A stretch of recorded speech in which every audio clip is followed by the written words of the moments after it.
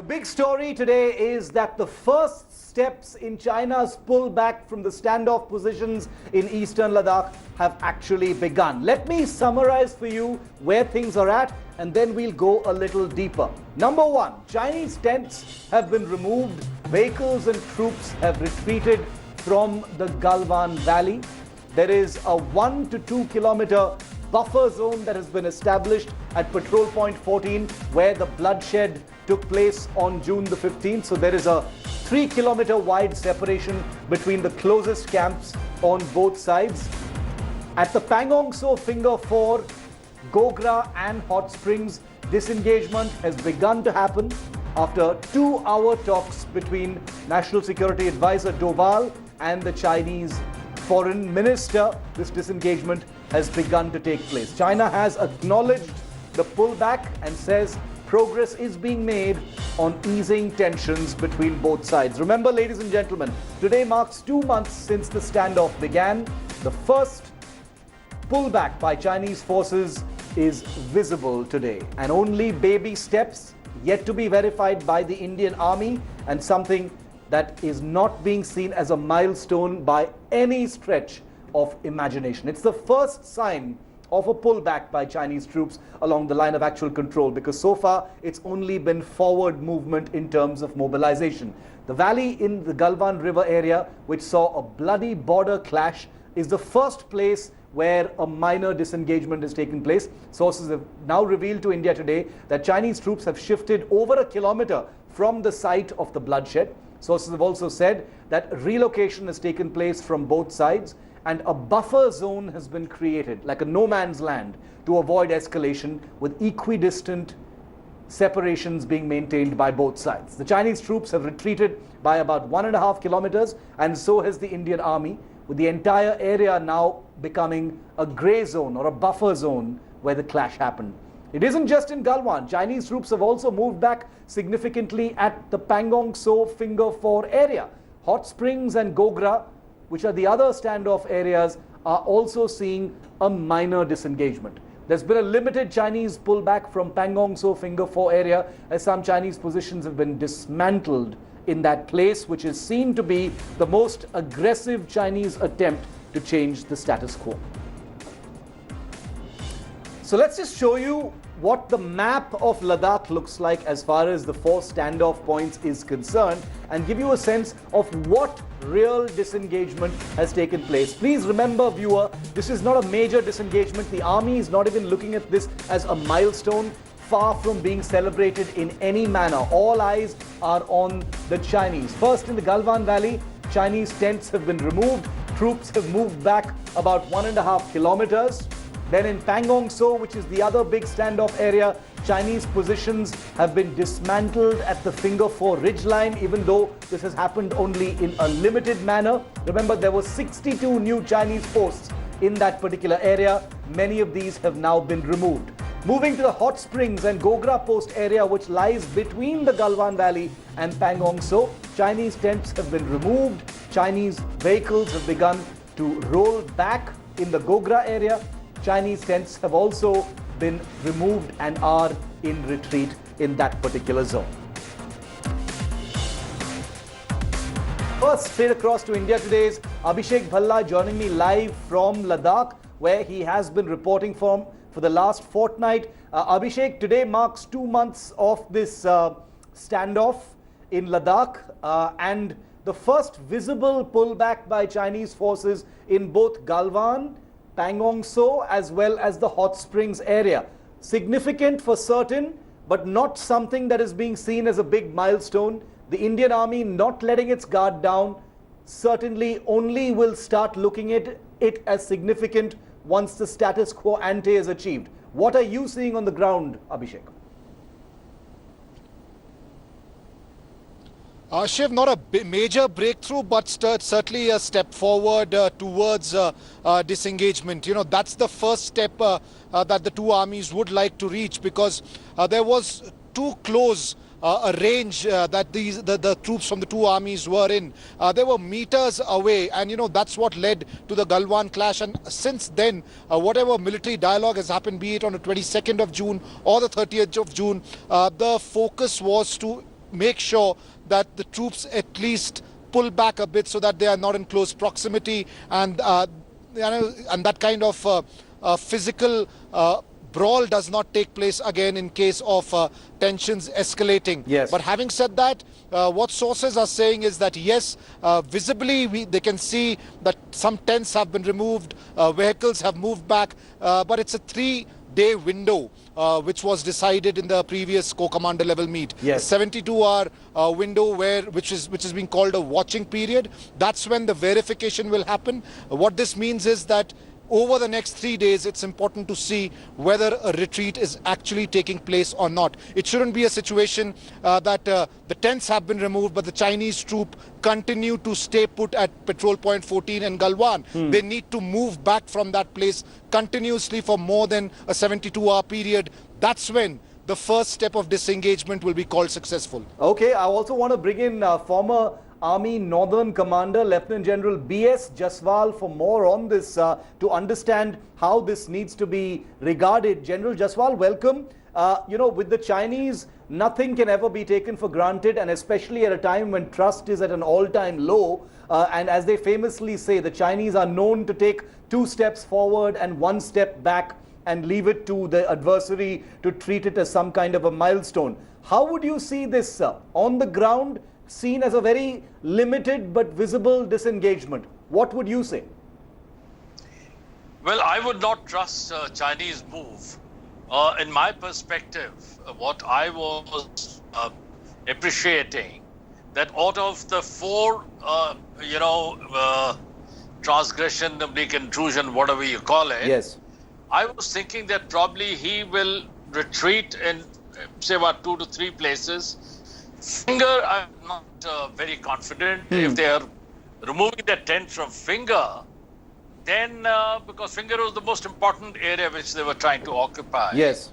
Because of the proximity to Darbuk and Changla, from there and to the Leh Valley.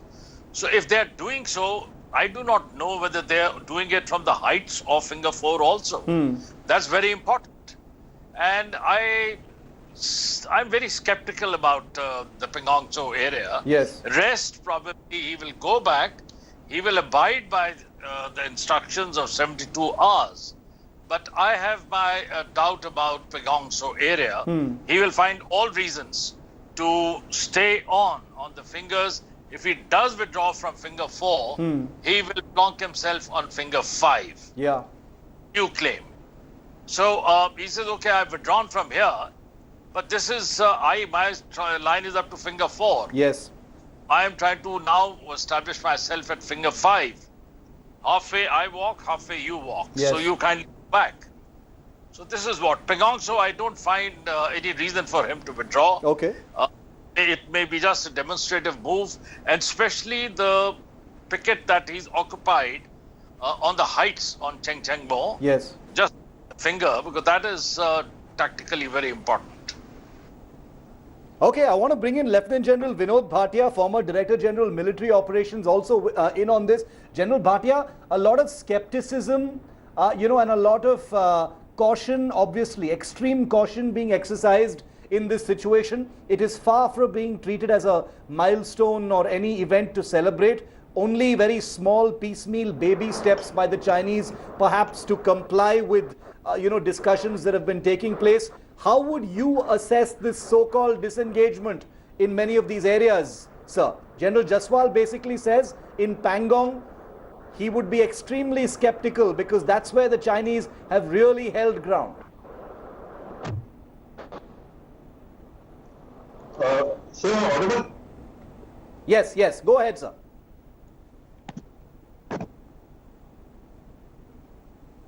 I think the host of Galwan is going to be impacting the India-China relations, not only in the LAC, not only the borders, but nation to nation. And there's no trust whatsoever left after Galwan.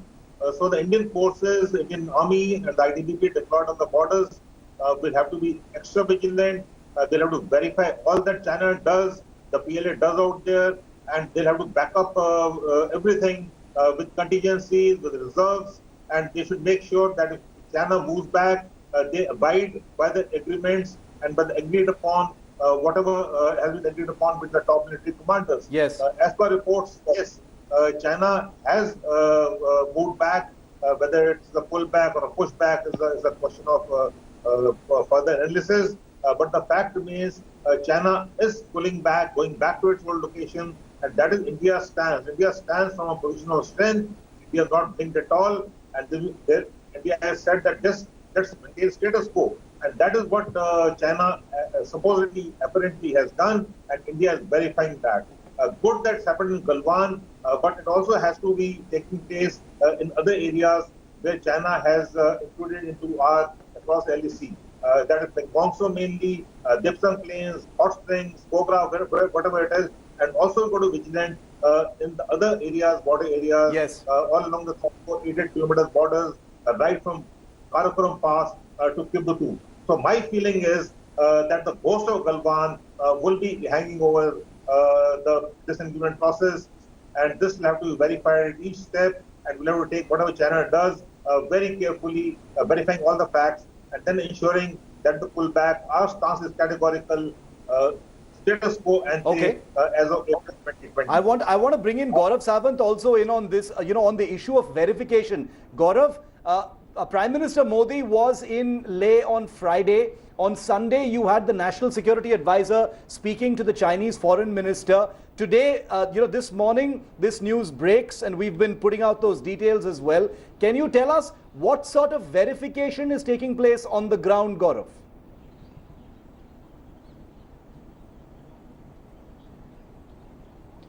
Shiv, I've spoken to top commanders on ground, and their insistence is that we wanted the Chinese to pull back first. Once Chinese pull back 1.5 kilometers to 2 kilometers, we will verify this, and this verification will be real time. One, through unmanned aerial vehicles, and two, through a patrol party on ground. Once that patrol party signs off on Chinese pulling back, then the Indian side pulls back the same distance. A Chinese verification team then verifies that. Once that's successful, let's say at Patrol Point 14, then it either simultaneously or in an incremental manner gets extended to other places. The trickiest, of course, will remain, Shiv, Pengongso, where India continues to insist that there are no halfway houses, and China needs to move beyond Finger 8 and restore the pre-May situation at Finger 4 to 8 area. That remains tricky. Everything else as of now is going according to plan. But Shiv, the devil is in the detail. It's not just a symbolic pullback of a few men or a few machines. Will the Chinese divisions, the 6 mech, 8 mech and other motorized formations move back to their peacetime location? Then you know the Chinese mean business and they're coming to these talks with a clean hand. If not, then the situation will remain tense at any point of time, given their infrastructure is better than ours, at least at this point of time, Shiv. Okay, General Jaswal, I want to, one quick other question that I had from you is, while extreme caution, abundant caution is being exercised, there's no question of trusting the Chinese as far as their next step is concerned. What will the Indian army be looking for on the ground, sir? The Chinese have been known to say one thing, do another, do some small actions to, give the impression that they're disengaging, but apply pressure somewhere else. What would the Indian army on the ground be doing as far as assessing this dynamic situation is concerned? You see, what is more important is the density of troops at the initial stages, at the points of contact. If that remains what was status ante, that is one point we're going to see. And the next, like Gaurav has rightly pointed out, what is available to him in the depth to build the momentum suddenly if he wants to. He can raise the bar anytime. So the mainstay of the Chinese strength along these posts is what is sitting behind. If they do not move out from that area, well, the intention is dubious. He has to move out from that area because the strength is going to be telling what strength he's maintaining in the rear, because he can calibrate that. He can up the ante and calibrate it and bring it ahead. So till the time they don't move out from the rear areas, we can't be sure of the Chinese intention. this may be just symbolic. Yes. Withdrawal from the contact points. Okay. And this is, I personally feel, more of a diplomatic move which is there, which has taken place in 3-4 areas. I still insist, as per my appreciation, Yes. that since there is a transgression line in Pangong Tso, and he is claiming up to finger 4, he may withdraw maximum up to finger 5. I'll be too, surprised if he withdraws beyond finger. That's a very sobering assessment from a former Northern Army commander, that this needs to be looked at as, a possibly symbolic, cosmetic, diplomatic move to assess some kind of forward movement after all the efforts that India has made. But on the tactical level at the ground, it is being treated practically as nothing. The army is going to carry on with business as if nothing has happened from the Chinese side, which means the guard remains at maximum level. Generals and Gaurav and Abhishek, stay with me. India today has also accessed the inside details of this so-called disengagement between India and China at the line of actual control in eastern Ladakh. The pullback began after special representatives on the border talks and National Security Advisor Ajit Doval spoke to his counterpart, the Chinese Foreign Minister, on the phone yesterday evening. They spoke for over 2 hours on Sunday evening, during which they agreed to ensure a complete disengagement. Doval and the Chinese Foreign Minister also stressed on maintaining peace, and both agreed on ensuring a phased de-escalation in the border areas. Gaurav, coming to you on this aspect, National Security Advisor Doval on the phone for over 2 hours with Wang Yi, the Chinese Foreign Minister, is perhaps the most detailed aspect of the talks that have been invisible so far. There has been a back channel at work, and the diplomatic engagement has also apparently led to this limited first disengagement.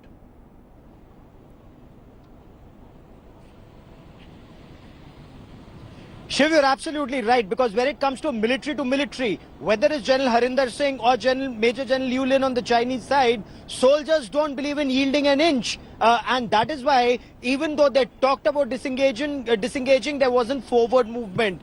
Then it was escalated to the level of officers in the Ministry of External Affairs. Remember, S. Jaishankar, India's External Affairs Minister, and Wang Yi, Chinese Foreign Minister, they had an interaction. Just now, this is the second track at the highest level. Yes. Considering National Security Advisor and Wang Yi as Special Representative are also the SRs on boundary talks. So they engaged at this level and they brought about this change. But, as General Jaswal and you've also been discussing, Shiv, the fact of the matter is, are the Chinese serious about pulling back or are the Chinese only testing waters, given such anti-China sentiment across India? Nobody wants to buy stuff that's made in China. They're out of the trade talks. They're out of 4G upgradation. They're out of road network upgradation. So while all of that may hurt India in the short term, in the long term and medium term, that's more damaging for China if India finds alternatives to Chinese, supply chains. So that is why China is only testing waters at this point of time, given the fact that Prime Minister Narendra Modi was very emphatic in Ladakh over the weekend that India will ensure that our territorial integrity is respected. So China's only testing waters, Shiv. It remains to be seen how quickly do they actually pull back from depth areas, or do they continue to build up, Shiv? This is a very important point that Gaurav is making, and I also wanted to ask General Bhatia on one aspect that has been raised by many experts, which is, and I want to quote from something that Brahma Chelani, one of India's, most respected China voices, has actually said on this particular issue. General Bhatia, to read it out, he says the earlier disengagement process became a ruse for the PLA to encroach in 2 new Indian areas, including Patrol Point 14. Armed with greater leverage, the Chinese are now said to have pulled back from Patrol Point 14, but after making the Indian side move back from known Indian territory. Is that an assessment you would share, sir, that this could be in some ways advantage China, or some kind of game they are playing to grab territory elsewhere? Yes, that is a good assessment. China is there. It has come with the intent of staying in our territories, but it misjudged the resolve and the resoluteness of people of India and the Indian Army. So that is what something where they've gone wrong totally. They never expected such a resolute response at the ground, and that is what they have got. So they must be having a rethink also. They must be reviewing their strategy, they must be reviewing their tactics, and we should be aware of the intent, the strategic intent, the larger intent, the bigger picture, the end game, and we must also be aware of how it's going to translate at the strategic, operational, and tactical level. And that is what I think the commanders at the ground and in Delhi, as also the political diplomat, must be doing. They must be discerning the intent of China, to what extent they can go, because China also cannot go all out. China has got problems. It's got major problems in Hong Kong. It's got problems in South China Sea. It's got problems in East Sea. It's got problems in the Philippines, Malaysia, Indonesia, you name it. Yes. So China will also calibrate its response, but they never expected resolute response from India, and that is where I think grabbing territories, changing the status quo, Yes. disregard for the 96 agreement, the 2005 agreement, the 2013 agreement, that has gone, China has gone wrong. And I also feel China has gone very wrong in Galwan. Galwan is there to stay in our memories, and Galwan is a wake-up call for India. We have to make sure that China does not give us a treachery like this ever again. Absolutely. We'll have to be careful, we'll have to be vigilant. In fact, that is where I feel, but they will not stay on our territory. They'll have to go back. It may take time, but I think they will have to go back. Okay, they've completely misjudged India's resolve. There is no doubt about that. The fact is, in 1962, in July, there were banner headlines in newspapers saying pullback of Chinese forces from the Galwan Valley, and then just a few months later, the 1962 war actually happened, and we all know what happened at that particular time. Therefore, it's very important that this not be treated in any gung-ho manner. It's not a pushback of the Chinese. They have not been tamed by any stretch of imagination. They may have completely misjudged India's tactical and strategic resolve, but this is not the end game. Ladies and gentlemen, baby steps do not make the entire picture. Hi everyone, Preeti Chaudhary here. Hope you like this video. For latest news and analysis, like and subscribe to the India Today YouTube channel. And don't forget to press the bell icon to stay updated. Thank you for watching.